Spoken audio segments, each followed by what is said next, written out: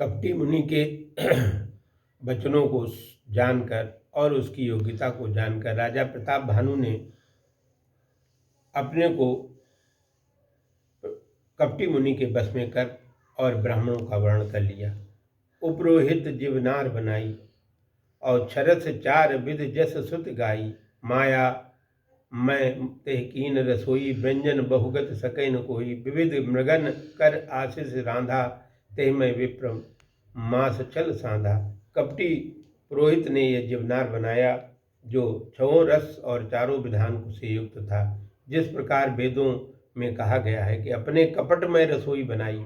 राक्षसी माया से बने हुए बहुत से व्यंजनों को कौन गिन सकता है।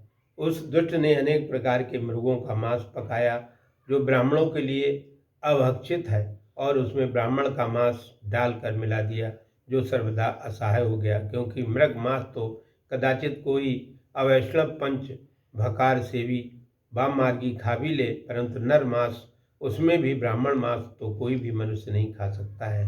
भोजन कहे सब विप्र बुलाए और पद बखार सादर बैठाए। परसन जबहि लाग महि पाला वह आकाश बाणी तहि काला। भोजन के लिए सभी ब्राह्मणों को जब राजा प्रताप भानु ने बुलाया, उनके चरण धोकर उनके आदर पूर्वक सात्विक आसनों पर बैठाया, तब राजा प्रताप भानु भोजन परोसने लगे और उसी प्रकार काल के द्वारा की गई आकाशवाणी हुई। विप्र वृंद उठ उठ गृह जाऊ है बड़े हान अन्न जन खाऊ। भयो रसोई भूसर मासु सब दुज उठे मान विश्वासु।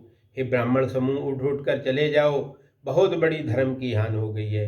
यहाँ अन्न मत खाओ। ये रसोई में अन्य मांसों के साथ ब्राह्मण मांस भी रसोई में परोसा गया है। आकाशवाणी का विश्वास मानकर सभी ब्राह्मण भोजन छोड़कर उठ गए।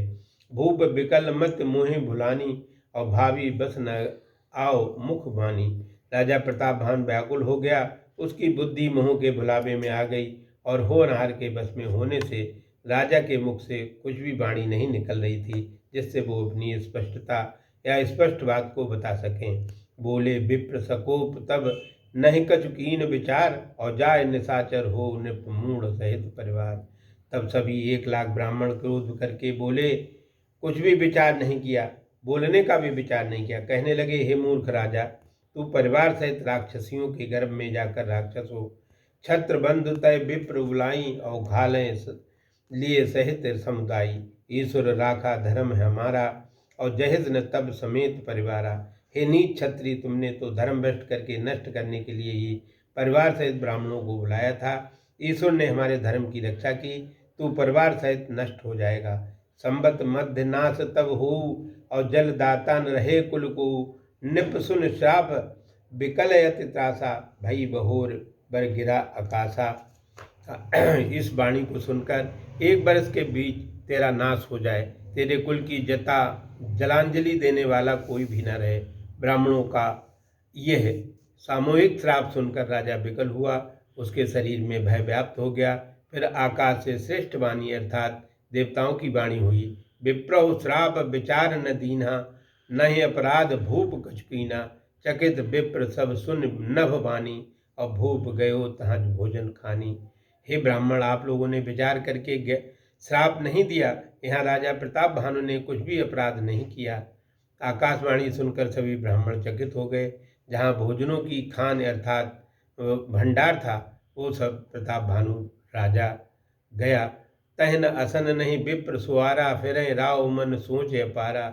सब प्रसंग मह सुरन सुनाई त्रसत बरो अग्नि अकुलाई। वहाँ न भोजन था न राजा ही।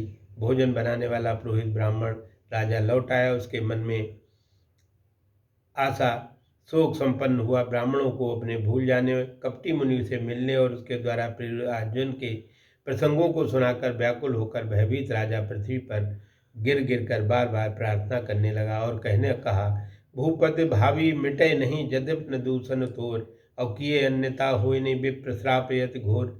हे राजन, ये तुम्हारा कोई दोष नहीं है, फिर भी भवितव्यता नहीं मिटती।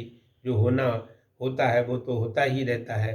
ब्राह्मणों का शाप अत्यंत भयंकर है, वो झूठा करने से भी झूठा नहीं होगा। अस कह तब मह देव सिधाय समाचार पुर लोगन पाए। सोचें दूषण देवें देही विचरत हंस खाग हे जही। ऐसा कहकर सभी ब्राह्मण चले गए। नगर के लोगों ने समाचार पाया। सभी लोग शोक में रह गए और दैव के दोष दे रहे थे। जिस दैव ने हंस बनाने बनाते कौआ बना दिया, वो पुरोहितें भवन पहुँचाई, असुर तापसें खबर जनाई, तो खल जहें तय पत्र पठाए, सज सज सेन भूप तव आए। पुरोहित को अपने भवन बुलाकर काल के राक्षस के तपस्वी राजा को समाचार दिया। उस दुष्ट राजा ने जहाँ तहाँ पत्र भेजे, अपनी अपनी सेनाएं सजाकर पूर्व में पराजित हुए राजाओं से धा बोलकर हुए प्रतापभान पर आक्रमण कर दिया। घेरन नगर निशान बजाई, विविध भांत नित हुई लड़ाई, जूझे सकल सुबट कर करनी, बंधु समेत पर्यो निपधरनी। राजाओं के नगाड़े बजाकर प्रताप भानु का नगर घेर लिया। नित्य अनेक प्रकार की लड़ाई होने लगी और वीरवर करनी करके लड़कर जूझ गए अर्थात युद्ध में मारे गए। छोटे भाई हरिमर्दन सहित प्रतापवान राजा भी पृथ्वी पर पड़ गए अर्थात मारे गए।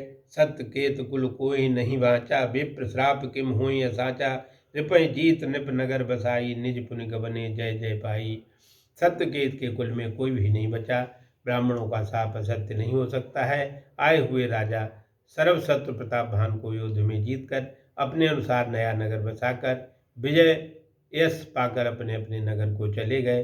सीताराम सीताराम सीताराम जय सीताराम, सीताराम जय सीताराम, सीताराम जय सीताराम।